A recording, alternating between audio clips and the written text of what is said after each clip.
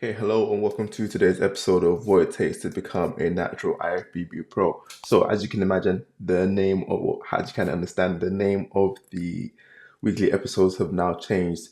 And that's because turns out being a UK Drug Free Bodybuilding Association Pro isn't as prestigious as everything else. And I've come to find out that a lot of these federations actually don't get along with each other. So, someone referenced it to WWE, how like if you're in SmackDown you're not in Raw, just like like TNA you're not in WWE. Obviously WWF is the older one. Anyway, long story short, it turns out I still have work to do to become an IFBB pro, or just a pro in the highest regard. So first things first, I also can't compete in the upcoming UK Drug Free Bodybuilding Association British Championships, and that's because they made a new rule recently to state that if you qualify as a pro in any of their shows leading up to that show, then you can't also compete in that show because there's a pro card for the overall winner. So you'd be taken away from somebody who has the potential to get a pro card, which is sort of counterintuitive in the sense that the only reason why I wanted to enter this previous show was so that I could qualify to get in for the British Championships. So now it's like, of course, I've done all that work. I won, I got all the accomplishments, and then there's nothing to really show. Not that there's nothing to show for it, but the one I really wanted, I can't apply for. I'm not really salty about it. I'm just a bit like, now what? Which brings me on to the next point. The now what is, I just have to, switch trajectories. So now the next show I'll be doing is the WMBF Supernatural show. So what I was saying earlier about other shows, other federations don't really credit each other is I emailed both of these federations to ask them, does it matter if I qualify, if I become a pro in either of these, if I can still work for, basically compete in their federation? And yeah, they said that they don't really regard WMBF, so they don't really regard UK Drug Free Bodybuilding Association. So I'm more than happy to. So they still see me as an amateur. Actually, both of these still see me as an amateur. So I'm more than, welcome to compete at this show. What that means for me now is just that I basically have a longer prep time, which is actually really good because I've had a longer time to relax and take time off dieting before having to jump back on the horse again.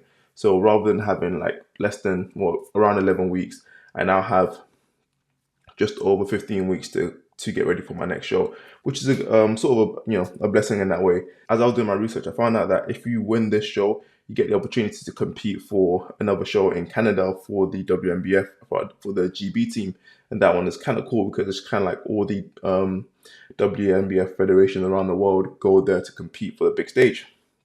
However, when I heard back from these guys, which are the only ones that actually do IFBB Pro Cards, which is the highest regard for the thing, they said if I compete and win, if I become a pro in their show, I am no longer allowed to compete in any other shows, which I didn't even think people would have that sort of restrictions for natural bodybuilding because at the end of the day, it is not just for fun, but I just didn't really think it was something that was that tightly guarded.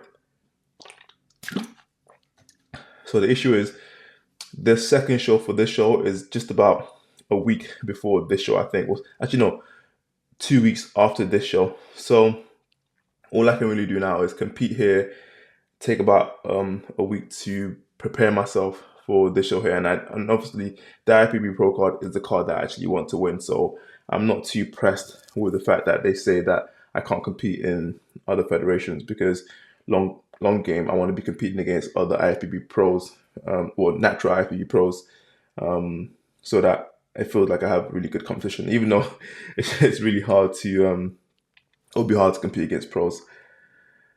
Rather than recovery, I feel like I'm in a maintenance phase now. So, hopefully that's all clear. And if I win the show, there's actually another show called the Ben Weeders one, which is another pro show. However, I don't think I have what it takes to win that show. But that's because I don't think this package is enough to win that show. However, if I somehow beat this package, and I plan to, of course, that is the overall goal. If I beat this package and I feel confident enough, then I will attempt to go for the Ben Weeder show. And that one's, I think, in late November as well. So there's a potential third show, but for now, we're just gonna stick to these two, and the goal is still to win 3 shows in a year and eventually get the IFBB Pro Card. So worst case scenario, these are the shows that are definitely happening. Okay, in terms of, so current phase of maintenance, what's happened this week is I've switched, or I didn't actually, I need to add my cardio here. So what I've been doing is a bunch of cardio. Oh my goodness, a bunch of cardio. So my plan for this week was to run 15K every single day and split that into 2 sessions. So in the morning, I run 10K, in the evening, I run 5K. And that was general idea. So that was working Monday, Tuesday, Wednesday. Today's Thursday. However, yesterday I did hamstrings and I did RDLs, very heavy RDLs, 200 kg RDLs. Super hard for me. And especially I haven't done heavy RDLs for about maybe 2 months, at least 2 months, maybe more. So I didn't account for the fact that that would actually heavily impact my ability to run because of my lower back, my hamstring, my glutes. All those are very tight and unable to actually relax as I'm running, and it's not giving me the speed and burst that I want. And every step is just labored. And I even did adductors yesterday too. So my whole lower body system is not in its peak condition to actually be able to run effectively. So I ran my 5K this morning and I couldn't do 10. So what I'm going to do is just an hour of cardio on the bike this evening at the gym. So at the end of the day, I'm still going to complete around 2 hours of cardio.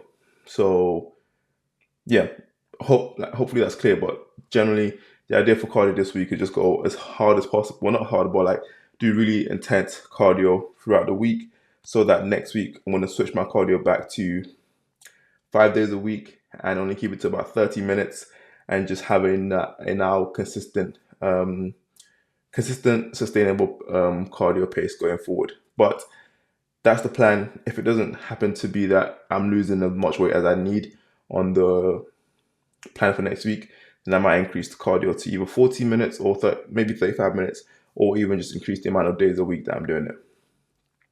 Okay. In terms of questions, so numbers, what am I looking like? Weight, calories, blah, blah, blah. So weight wise, I'm currently 104 kg, which is 11 kg up from my stage weight. Obviously, I've just been eating a bunch, and with the extra week that I've been able to gain from or not the extra week, but the extra time that I managed to gain from the previous show being cancelled and only doing WMBF for my first one, I just thought I'd enjoy myself and take it easy. Obviously, that's not the best strategy. It's definitely not what I would advise, but I also see this is probably the last time, especially before becoming a IFBB Pro, that I'll be able to relax and take it easy during the off season. Not relax, but eat anything I want in the off season.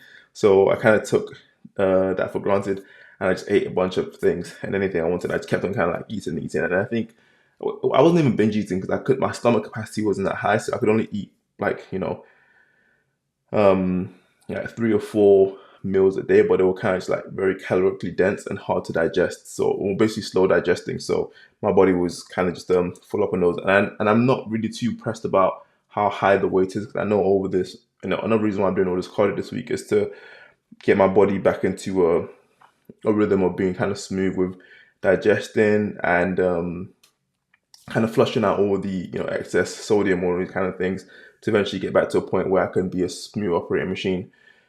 I know it won't be all done in a week, but I want to get like a really fast kickstart on it, so that I don't spend more time expecting to get rid of all the water weight. In terms of calories, so yeah, I've dropped my calories down to roughly this. So usually I was doing 250 protein, and I've dropped it down to 230 because I wanted more carbs. But also, as I lose weight, I'm not going to require as much protein because I would just be at a lower body weight in general. Fat is still relatively the same, nothing too strange there. And honestly, right now, what I'm eating is just rice pudding and protein shake, and then in the evening I'll have some noodles and eggs. Basically, that's pretty much everything.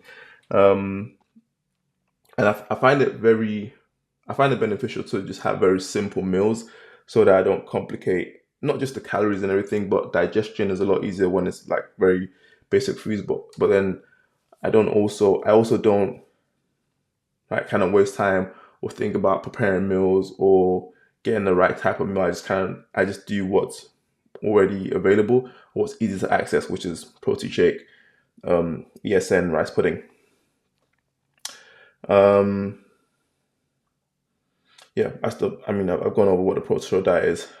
Training started to feel normal again. Yeah, so basically my strength is returning quite a lot, which is actually quite nice. And like I said, with the heavy RDOs yesterday, it felt really good. I want to go in and do biceps today. I actually got what is it? I got a gym pin. Wait, where's the camera? Yeah, I got a gym pin recently. The guy that owns the company messaged me on Instagram and got it delivered. So this allows you to basically increase the amount of weight you can put on a rack. So usually with bicep curls and even tricep extensions, sometimes I can basically do the whole rack. So what you do is you put the regular pin in at the bottom, you put this halfway or wherever you can, install it, and then you put the plate on here, and you can do extra weight, which is I think biceps and triceps are probably the only thing I could use it for, but it's a nice little incentive to be able to push a lot more. And I think on chest press and actually leg extensions, I could definitely do more. Oh, leg press, I can actually do more as well. So this would be a very interesting find.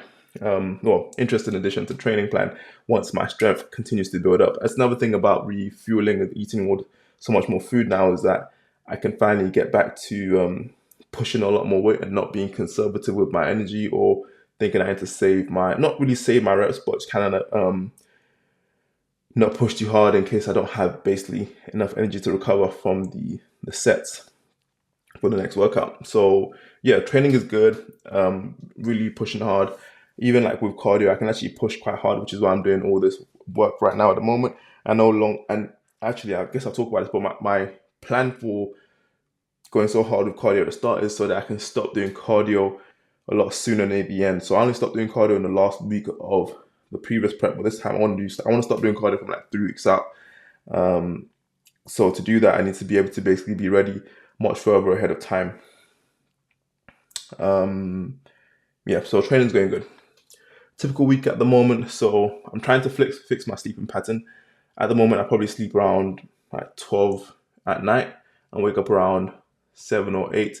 But I want to switch that to sleeping around 10 and waking up at 6. I've I've basically removed caffeine from my diet, which, like I said, is crazy because I thought I was a guy that had a really high caffeine tolerance, but it turns out I'm not. And I've actually been sleeping a lot better. So I get about 7 hours of sleep and I want to increase it to 8 hours. And the best way to do that for me is definitely to sleep earlier so that I can get up and start working earlier as well. Right now, my work pattern isn't the best. I've got like a lot of work and admin going on. So everything just kind of crazy and happening all at the same time.